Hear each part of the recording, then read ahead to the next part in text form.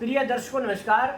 भारतीय टुडे 21 से मैं आरपी पंडित आपके साथ हूं। मैं इस समय जिला करनाल के हल्का नीलोखेड़ी से भारतीय जनता पार्टी की नेत्री मीना चौहान जी के साथ हूं। मीना चौहान जी, आप बहुत ही कैपेबल हैं। 20 वर्षों से आप भारतीय जनता पार्टी में उस समय से काम कर रहे हैं जब भारतीय जनता पार्टी को बहुत कम लोग हरियाणा प्रदेश में जानते थे, मगर आपको आज तक किसी न किसी कारण, जैसे नीलोखेड़ी में पीछे भी आप 2019 में बहुत तैयारी कर चुके थे चुनाव लड़ने की, आपको मौका नहीं मिला।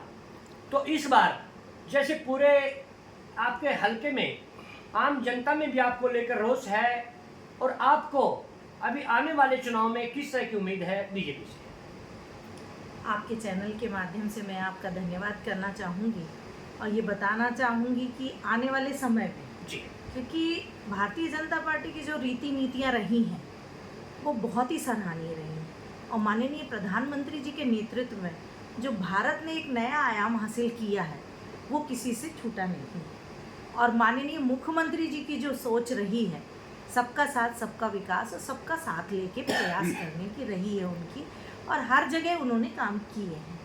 रही बात मेरी, तो मैं भारतीय जनता पार्टी की रीति नीतियों से प्रभावित होकर माननीय प्रधानमंत्री जी और माननीय मुख्यमंत्री जी की सोच को लेके मैं उनके साथ चल रही हूँ, धरातल पे जाके काम भी कर रही हूँ। ये मेरा सौभाग्य है कि नीलोखेड़ी की जनता ने मुझे पसंद किया।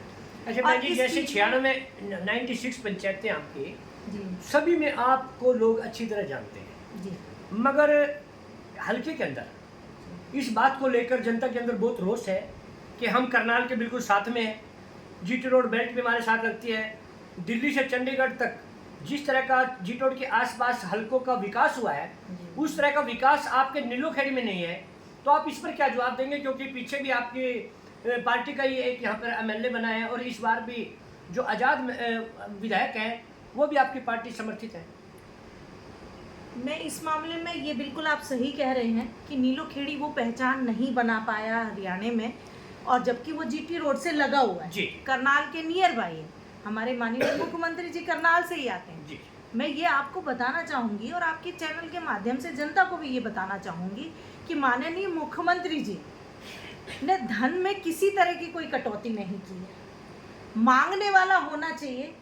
आपकी यदि सर्व जनता के हिसाब से आपकी डिमांड यदि वहाँ पे जाती है, तो हमारे मुख्यमंत्री जी की सोच जो सार्वजनिक डिमांडों को लेके पूरे करने की होती है वो पूरी रहती है उनकी, और वो अपना 100% उसमें देते हैं।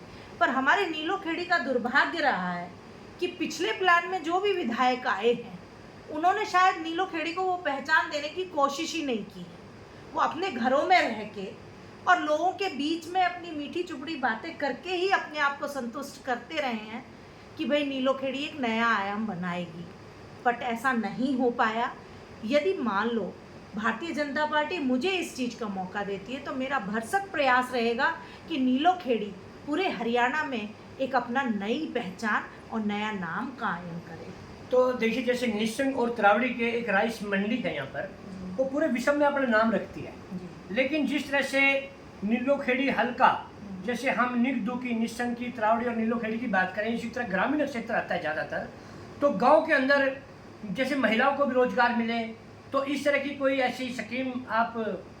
देखिए, मैं ये बताना चाहूँगी कि माननीय प्रधानमंत्री जी के नेतृत्व में आजकल नौजवानों के लिए MSCT का जो फंड है, आज बहुत सी ऐसी योजनाएं आ गई हैं कि छोटे छोटे लोन, छोटे छोटे इंटरेस्ट में 1-2% के इंटरेस्ट पे, 4% के इंटरेस्ट पे हमारी सरकार प्रोवाइड करा रही है। माननीय मुख्यमंत्री जी ने स्वरोजगार योजना के तहत उन्होंने अपने जो नौजवान युवक हैं, चाहे वो युवक हैं चाहे युवकियाँ हों, पढ़ लिख के अपना रोजगार बना सकती हैं और लोन लेके उस काम को शुरू कर सकती है, जिसमें कि आपको ज़्यादा ब्याज दर भी नहीं देने की ज़रूरत है। इस तरह से हमारे प्रधानमंत्री जी की सोच है, और इसी में हमारे माननीय मुख्यमंत्री जी की भी सोच यही है कि हमारे जो नौजवान हैं सेल्फ स्टैंड होके अपना उसमें रोजगारी में अपने छोटे छोटे हर चीज़ के लिए लोन सरकार ने आजकल देने की वो की है, और ब्याज दर जो है वो भी बहुत कम है। तो मैं तो अनुरोध करना चाहूँगी कि नौकरी ही सब कुछ नहीं है। हमारे एरिया के जो भी नौजवान युवा साथी हैं, युवतियां हैं, मैं तो अनुरोध करना चाहूँगी कि बहुत सी योजनाएं ऐसी हैं, मुद्रा योजना के तहत आप लोन लेके छोटे से छोटे और बड़े से बड़ा आप काम कर सकते हैं। तो और देखिए काम की तरफ अग्रसर होइए और अपना स्वरोजगार स्थापित कीजिए।